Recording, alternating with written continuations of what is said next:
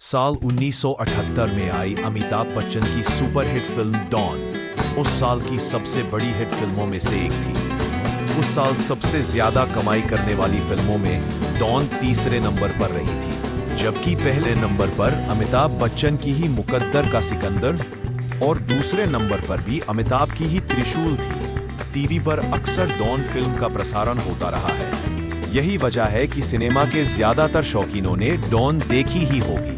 दोस्तों, don film के producer थे नरीमन ईरानी, जो कि उस जमाने में फिल्म इंडस्ट्री के एक जाने माने सिनेमाटोग्राफर भी हुआ करते थे। डॉन से पहले नरीमन ईरानी ने जिंदगी जिंदगी नाम की एक फिल्म बनाई थी, जिसमें सुनील तुल, वहीदा रहमान और अशोक कुमार जैसी बड़ी स्टार कास्ट थी, लेकिन वो फिल्म बुरी तरह फ्लॉप हो गई थी। ऐसे में नरीमन ईरानी पर 12 लाख रुपए कर्ज हो गया था, जो कि उस जमाने में एक बहुत बड़ी रकम थी।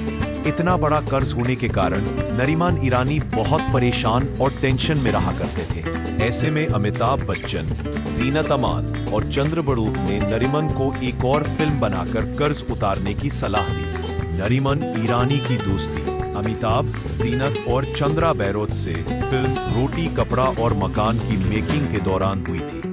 नरीमन उस फिल्म के सिनेमेटोग्राफर थे और चंद्रा बैरोट डायरेक्ट मनोज कुमार के असिस्टेंट डायरेक्टर थे, जबकि अमिताभ व जीनत उस फिल्म में एज एन एक्टर काम कर रहे थे। ये वो वक्त था जब जंजीर की कामयाबी के बाद अमिताभ फिल्म इंडस्ट्री का एक बड़ा नाम बन चुके थे। अमिताभ व बाकी सभी ने नरीमन को भरोसा दिया कि वो बिना कोई पैसा लिए इनकी फिल्म में काम करेंगे। अगर फिल्म हिट हो गई तो अपनी फीस लेंगे, नहीं तो नहीं लेंगे। अपने इन दोस्तों की सलाह पर नरीमन एक और फिल्म बनाने को रेडी हो गए। फिल्म के डायरेक्शन की जिम्मेदारी चंद्रा बैरोट को दी गई और लीड किरदारों को निभाने का जिम्मा अमिताभ बच्चन और जीनत अमान ने ले लिया। लेकिन अब सवाल था कि फिल्म के लिए कहानी कहां से लाई जाए। अमिताभ ने नरीमन को सलाह दी कि सलीम जावेद से ही कोई कहानी खरीदी जाए। नरीमन सलीम जावेद के पास गए भी, लेकिन उन्होंने नरीमन को जो भी कहानियां सुनाई वो सब इतनी महंगी थी कि नरीमन उन कहानियों को खरीद पाने की हिम्मत जुटा ही नहीं सके। इत्तेफाक से नरीमन ईरानी की वाइफ सलमा ईरानी वहीदा रहमान की हेयर ड्रेसर थी। उन्होंने वहीदा रहमान के जरिए सलीम जावेद के पास अपने पति नरीमन ईरानी की सिफारिश भेजी। ऐसे में सलीम जावेद ने कहा कि उनके पास एक ऐसी कहानी है जिसे कोई खरीदने को तैयार नहीं है। देवानंद, जितेंद्र, धर्मेंद्र और प्रकाश मेहरा जैसे बड़े नाम इस कहानी को नकार चुके हैं। तुम ये कहानी ले लो। अगर फिल्म हिट रही तो पैसे दे देना, फ्लॉप हो गई तो वो कोई पैसा नहीं लेंगे। इत्तेफाक से कहानी अमिताभ बच्चन और चंद्रा बैरोट को भी पसंद आ गई। इस फिल्म का नाम डॉन क्यों पड़ा, इसके पीछे की कहानी भी बड़ी दिलचस्प थी। दरअसल सलीम जावेद इस कहानी को डॉन वाली कहानी कहा करते थे। चंद्रा बैरोट को भी यही नाम पसंद आ रहा था। ये देखकर नरीमन ईरानी ने फिल्म को डॉन नाम से ही रजिस्टर करा लिया, जबकि मनोज कुमार ने नरीमन को सलाह दी कि चूंकि मुंबई में एक डॉन नाम का अंडरवियर ब्रांड भी बहुत पॉपुलर है, तो बेहतर होगा कि इस फिल्म का नाम मिस्टर डॉन रख लिया जाए। मगर चंद्रा बैरोट ने फिल्म का नाम डॉन ही रखे जाने की बात कही और फाइनली इस फिल्म का नाम डॉन पड़ गया। अमिताभ बच्चन और जीनत अमान के अलावा फिल्म में इफ्तिखार, प्राण, ओम शिवपुरी, पिंचू कपूर, सत्येन कप्पू, कमल कपूर, मैकमोहन, जगदीश राज, हेलेन व कुछ और सितारे थे। फिल्म की मूल कहानी में नरीमन ईरानी ने खुद भी थोड़े बदलाव किए थे। फिल्म की फाइनल स्क्रिप्ट जब डायरेक्टर चंद्रा बैरोट ने अपने गुरु मनोज कुमार को सुनाई, तो उन्होंने चंद्रा बैरोट को सलाह दी कि चूंकि ये एक एक्शन पैक्ड फिल्म है, तो इसके सेकंड हाफ में कोई हल्का फुल्का गाना होना चाहिए, ताकि दर्शक हल्के फुल्के मनोरंजन का भी लुत्फ उठा सकें। मनोज कुमार की सलाह मानते हुए चंद्रा बैरोट और नरीमन ईरानी मिले कल्याण जी आनंद जी से। ये जोड़ी ही डॉन फिल्म का म्यूजिक तैयार कर रही थी। चंद्रा बैरोट और नरीमन ईरानी की बात सुनने के बाद कल्याण आनंद ने इन्हें वो गीत दिया जिसे तैयार तो किया गया था 6 साल पहले, यानी 1972 में आई देवानंद की फिल्म बनारसी बाबू के लिए। लेकिन एक्स्ट्रा होने के कारण देवानंद ने उस गाने को फिल्म से हटा दिया था। मगर अब वो गीत डॉन का हिस्सा बन गया था और वो गीत था खई के पान बनारस वाला, जिसे आज भी लोग बड़े शौक से सुनते हैं और उस पर थिरकते भी हैं। इसी गाने से जुड़ा एक किस्सा कुछ यूं है कि इसकी शूटिंग के दौरान अमिताभ की टांग में चोट लगी थी और अमिताभ ने उसी चोट के साथ इस गाने पर डांस किया था। फिल्म में अमिताभ का जो स्टेप आपने देखा था वो वास्तव में घायल टांग के चलते उन्होंने किया था और अमिताभ की ये टांग लावारिस की शूटिंग के दौरान चोटिल हुई थी। इसी गाने से जुड़ा एक किस्सा कुछ यूं है कि चूंकि ये गाना पान से जुड़ा था तो इसकी शूटिंग को सही से निपटाने के लिए अमिताभ ने पूरे 40 पान एक दिन में खाए थे। किसी ने यह ध्यान नहीं दिया कि पान से मुंह लाल करने के लिए उसमें चूने की कोई जरूरत नहीं है। इसलिए जब गाने की शूटिंग कंप्लीट हो गई तो चूने ने अपना असर दिखाया और अमिताभ का मुंह चूने के कारण अंदर से बुरी तरह से जल गया था। उन्हें पूरी तरह ठीक होने में 1 हफ्ता लगा था। एक और किस्सा जो इस गाने से जुड़ा है वो ये कि इस गाने को किशोर दा ने गाया था। किशोर दा ने गाने को पूरी फीलिंग से गाने के लिए स्टूडियो में पान चबाते हुए ये गाना रिकॉर्ड किया था और उनके थूकने के लिए स्टूडियो में बाकायदा एक प्लास्टिक भी बिछाया गया था। डॉन फिल्म की शूटिंग सन 1974 में शुरू हुई थी और इसे कंप्लीट होने में 3.5 साल का वक्त लग गया। ऐसा इसलिए क्योंकि इस फिल्म की शूटिंग पूरी होने से पहले ही प्रोड्यूसर नरीमन ए ईरानी की एक दुर्घटना में मौत हो गई थी।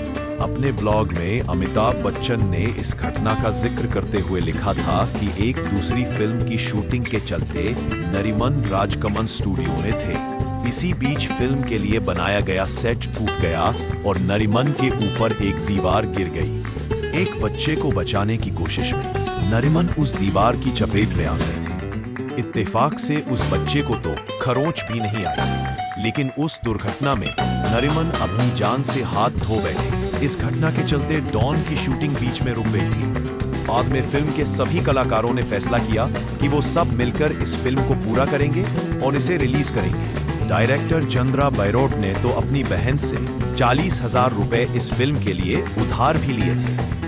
बाद में फिल्म को पूरा करने के लिए इसके बजट में भारी कटौती भी की गई। फिल्म के क्लाइमैक्स में कब्रिस्तान वाले सीन को पहले असली कब्रिस्तान में शूट करने की प्लानिंग थी, मगर बजट कटौती के चलते कब्रिस्तान का एक सेट तैयार किया गया और वहां नकली कब्रें बनवाई गई। कब्रों पर फिल्म की यूनिट के लोगों के ही नाम लिखाए गए और फिर वो सीन शूट किया गया। जैसे तैसे ये फिल्म पूरी तरह बनी, लेकिन आखिर में इस फिल्म के प्रमोशन के किए भी बजट नहीं बचा था। यही वजह है कि इस फिल्म को त्रिशूल के 1 हफ्ते बाद बिना किसी खास प्रमोशन के ही रिलीज कर दिया गया। पहले हफ्ते में तो फिल्म ठंडी रही, लेकिन दूसरे हफ्ते से इस फिल्म को दर्शक मिलने शुरू हो गए और ये फिल्म दर्शकों को खूब पसंद भी आई। बाद में ये फिल्म 978 की तीसरी सबसे बड़ी हिट फिल्म बन गई। भारत और वर्ल्ड वाइड मिलाकर फिल्म ने कुल 7 करोड़ 20 लाख की कमाई की, जबकि इसे बनाने में लगभग 1 करोड़ रुपए का खर्च आया था। वादे के मुताबिक फिल्म के सभी बड़े स्टार्स ने अपना हिस्सा लेने के बाद बाकी बची सारी रकम नरीमन ए ईरानी की विधवा सलमा को दे दी, जिससे उन्होंने नरीमन का सारा कर्ज चुकता किया। फिल्म में कुल 5 गाने थे और पांचों के पांचों सुपरहिट रहे थे।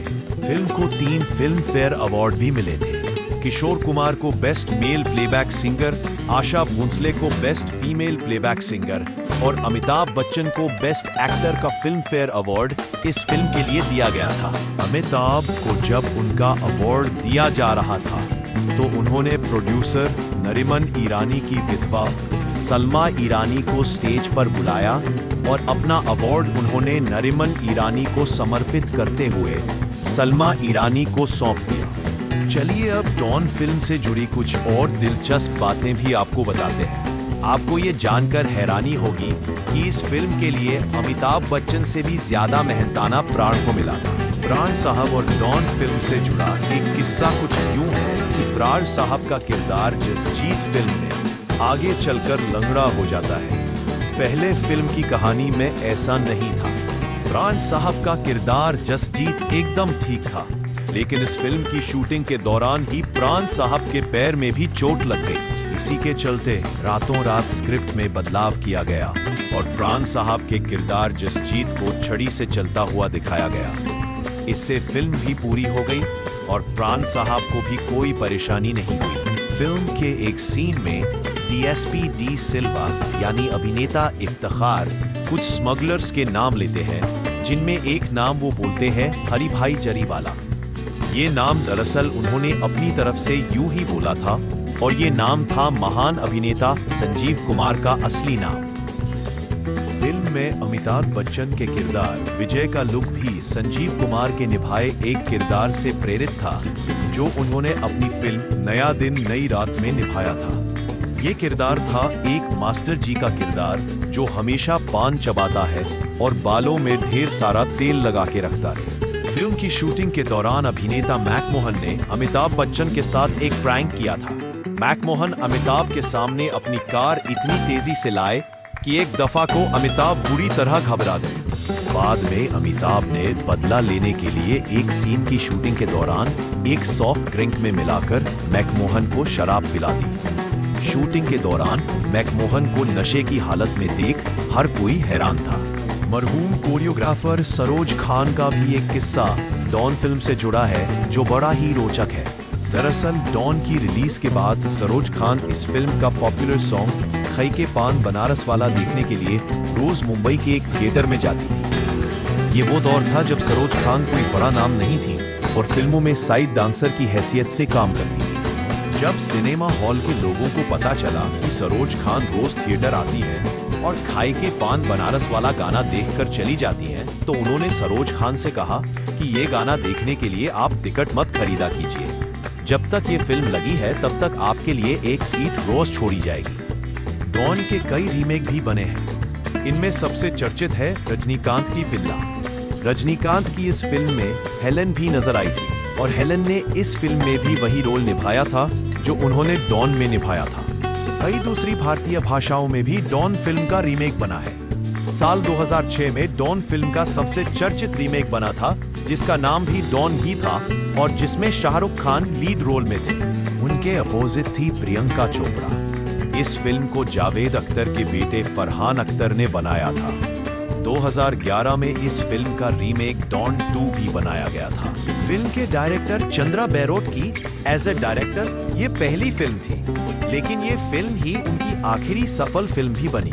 डॉन के बाद चंद्रा बैरोट ने जितनी भी फिल्में डायरेक्ट की वो सभी फ्लॉप ही रही। आपको शायद यकीन ना हो, लेकिन ये एकदम सच बात है कि पहले डॉन फिल्म में फरीदा जलाल भी नजर आने वाली थी। फिल्म में फरीदा R.K. मलिक की बेटी बनी थी। उनका 5 मिनट लंबा सीन था जिसे शूट भी कर लिया था, लेकिन फाइनल एडिटिंग में फरीदा जलाल का पूरा सीन काट दिया गया था। अगर आपने कुर्बानी फिल्म देखी है तो वो सीन जिसमें विनोद खन्ना जगदीप के कैफे में एक फाइट लड़ते हैं, उसमें एक रेड कट ऑफ ब्लाउज और काउबॉय हैट पहने एक लड़की की तस्वीर है। इसी तस्वीर का इस्तेमाल डॉन के गाने ये मेरा दिल में भी किया गया है। फिल्म का वो सीन जिसमें डॉन रोमा के फाइटिंग स्किल्स की तारीफ करते हुए जीने से उतर रहा है और डायलॉग बोलता है कि मुझे जंगली बिल्लियां पसंद है, उस सीन की भी अपनी एक कहानी है। इस सीन में अमिताभ को जिन सीढ़ियों पर शूट किया गया है, जीनत अमान का सीन उससे एकदम अलग लोकेशन पर शूट हुआ है, लेकिन एडिटिंग के जरिए हमें लगता है कि दोनों आमने सामने बात कर रहे हैं। डॉन ही पहली ऐसी फिल्म है जिसमें अमिताभ बच्चन और जीनत अमान एक दूसरे के अपोजिट नजर आए हैं। इससे पहले रोटी कपड़ा और मकान फिल्म में दोनों ने साथ काम जरूर किया है, लेकिन उस फिल्म में ये लीड में नहीं थे। उस जमाने के जाने माने स्टंटमैन हुसैन ने डॉन में जीनत अमान के बॉडी डबल का काम किया था, और वो इसलिए क्योंकि फिल्म में जीनत का जो हेयर स्टाइल है ठीक वैसा ही हेयर स्टाइल हुसैन का भी था। डॉन फिल्म के क्रेडिट्स में हमें एक फाइट सीन नजर आता है जिसमें हमें किसी का चेहरा साफ नहीं दिखता। वो सीन दरअसल एक एक्स्ट्रा सीन था जिसे जीनत अमान पर शूट किया गया था, लेकिन बाद में उसे फिल्म से हटा दिया गया था। अभिनेता राजेंद्र कुमार भी डॉन फिल्म में काम करना चाहते थे और वही किरदार निभाना चाहते थे जो अभिनेता इफ्तिखार ने निभाया था, यानी डीएसपी डी सिल्वा का किरदार। लेकिन चंद्रा बैरोट इफ्तिखार को साइन कर चुके थे तो उन्होंने राजेंद्र कुमार को मना कर दिया।